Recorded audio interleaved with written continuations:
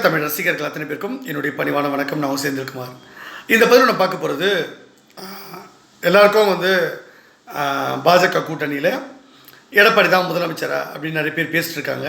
எடப்பாடி அவர்களும் சுற்றுப்பயணம் மேற்கொண்டுட்டார்.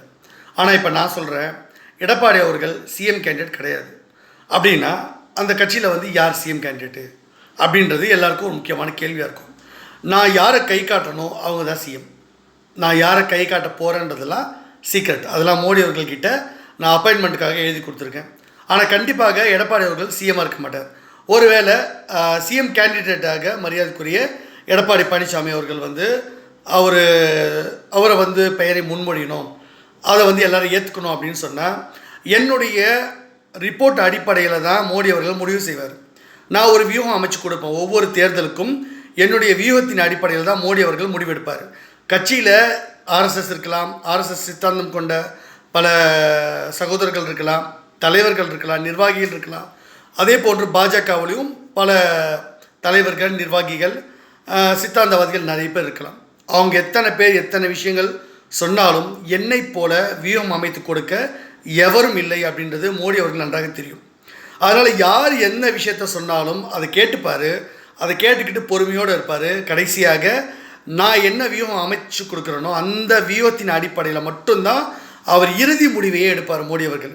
இதுதான் வழக்கமாக இருக்குது. இதுக்கு நான் ஆதாரத்தோடு தான் நான் சொல்கிறேன். இதை மோடி அவர்கள் அலுவலகமும் மறுக்க மாட்டாங்க. அதற்கான ஆதாரங்களை என்கிட்ட கொடுத்துட்டாங்க. ஒருவேளை என்னுடைய கோரிக்கை ஏதாவது நான் நிராகரிக்கிற மாதிரி எந்த கோரிக்கையும் நான் கொடுக்க மாட்டேன்.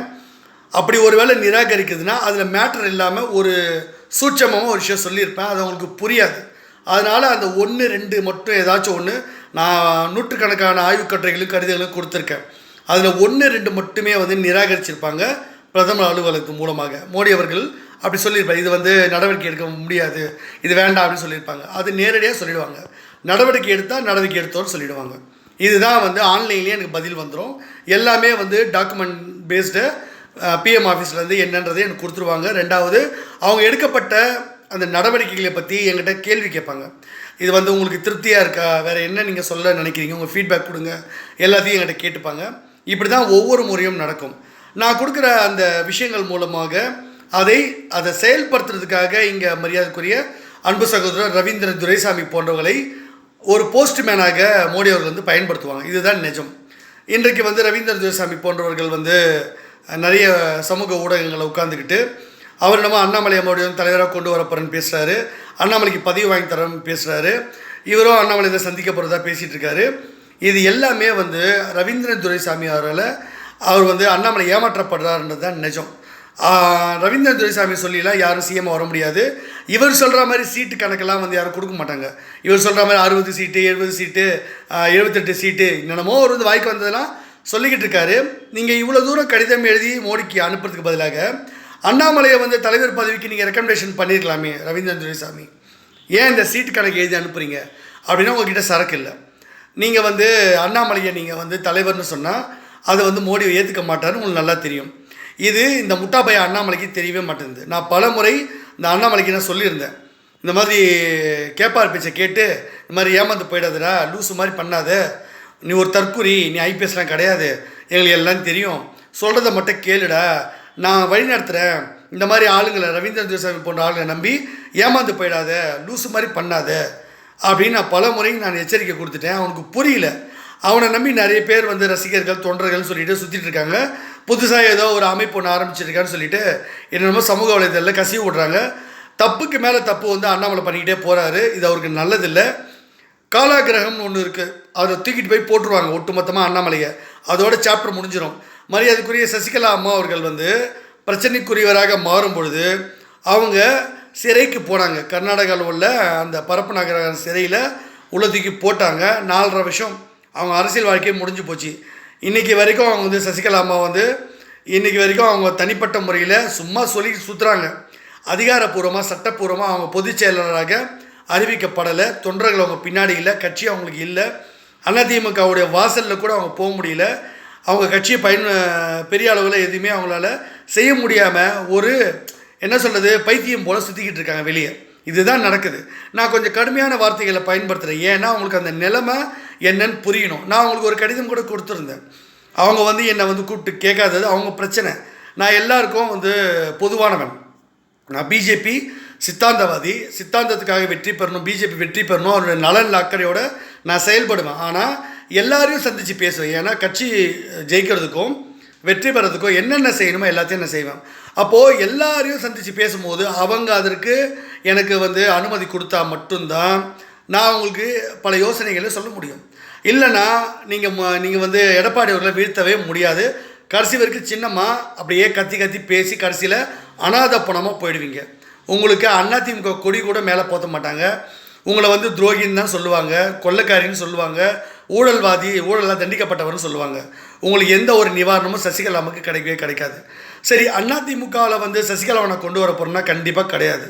அது நான் சொல்லவே இல்லை. அவங்களை உள்ளே சேர்க்க போகிறதே இல்லை. எடப்பாடி அவர்கள் அவர்கிட்ட நான் கடிதம் கொடுத்துருக்கேன். அவர் சில விஷயங்களை வந்து என்கிட்ட பேசினால் அவரை வந்து சிஎம்மாக முன்னிறுத்துறதுக்கு நான் நடவடிக்கை எடுப்பேன். இல்லைன்னா அவர் இல்லாத இடத்துல வேறு ஒருத்தரை நான் கொண்டு வந்துடுவேன். கண்டிப்பாக அவர் அதிமுகவை சார்ந்தவர் தான், அதிமுகவில் உள்ளவர் தான். அவர் தான் நான் சிஎம்மாக வந்து எழுதி கொடுக்க போகிற மோடி அவர்களுக்கு. நீங்கள் நினைக்கிற மாதிரி கண்டிப்பாக அது செங்கோட்டையன் கிடையாது, ஓகேவா? அப்புறம் இன்னும் நிறைய பேர் இருக்காங்க, அவங்களும் கிடையாது. வேறு யாருமே கிடையாதுங்க. நீங்கள் நினைக்கிற யாருமே கிடையாது. நான் புதுசாக ஒரு ஆளை நான் கொண்டு வர போகிறேன். என்னுடைய வியூகமே தனி, அதை யாராலையும் கணிக்கவே முடியாது. நான் சொன்னால் மட்டும்தான் அது எல்லாருக்கும் தெரியும். மோடி அவர்களும் அதற்காக தான் காத்துக்கிட்டு இருக்காரு. ஸோ அண்ணாமலையும் வந்து இங்கே கிடையாது. இங்கே வந்து நயினாரும் ராஜினாமா பண்ணிட்டாரு, அவர் கிடையாது. இங்கே வானதி சீனிவாசன் அவர்கள் தான் தலைவராக வரப்போகிறாங்க. இங்கே எடப்பாடி அவர்களும் முதலமைச்சராக கிடையாது. புதுசாக ஒரு ஆளை வந்து நான் கொண்டு வந்து நிறுத்த போகிறேன். ஸோ அதனால் இங்கே எடப்பாடி அவர்கள் சிஎம் கேண்டிடேட்டு கிடையாது. ஒருவேளை எடப்பாடி அவர்கள் என்னிடத்தில் வந்து கேட்டால், என்னை அழைத்து கேட்டால், நான் சொல்கிற மாதிரி என்னுடைய வியூகத்துக்கு அவர் உடன்பட்டால் மட்டும்தான் அவர் சிஎமாக அனைவராலும் அவர் வந்து ஏற்றுக்கொள்ளப்படுவார். நான் முன்மொழிவேன் அந்த பெயரை, அதை மோடி அவர்களும் ஒத்துப்பார். இல்லைனா இந்த நித்திய கண்டம் பூர்ண ஆயுஷ்லாம் சொல்லுவாங்கள்ல, அந்த மாதிரி எப்போ வேணாலும் எடப்பாடி அவர்கள் வந்து அந்த சிஎம் கேண்டிடேட் இல்லைன்றதை அதிகாரப்பூர்வமாக மேலிடத்தில் சொல்லுவாங்க. அண்மையில் கூட எடப்பாடி அவர்களே ஒரு வார்த்தையை சொல்லியிருப்பார். நீங்கள் சிஎம்மா அப்படின்னு கேட்கும்பொழுது, அதான் அமித்ஷா மேலிடமே முடிவு பண்ணுறாங்க, டெல்லி அதை முடிவு பண்ணோம் அப்படின்ற வார்த்தையை எடப்பாடி அவர்களே சொல்கிறார். இந்த டெல்லின்னு அவர் சொல்கிறது மோடி அவர்களையும் மோடி அவர்கள் மூலமாக அனுப்பப்படக்கூடிய அமித்ஷா அவர்களையும் தான் அவர் சொல்கிறாரு. மோடி அவர்களுக்கு இந்த வியூகத்தை வகுத்து கொடுக்குறது நான். அப்போது நான் சொன்னால் மட்டும்தான் மோடி அவர்கள் அந்த அறிவிப்பை கொடுப்பார்.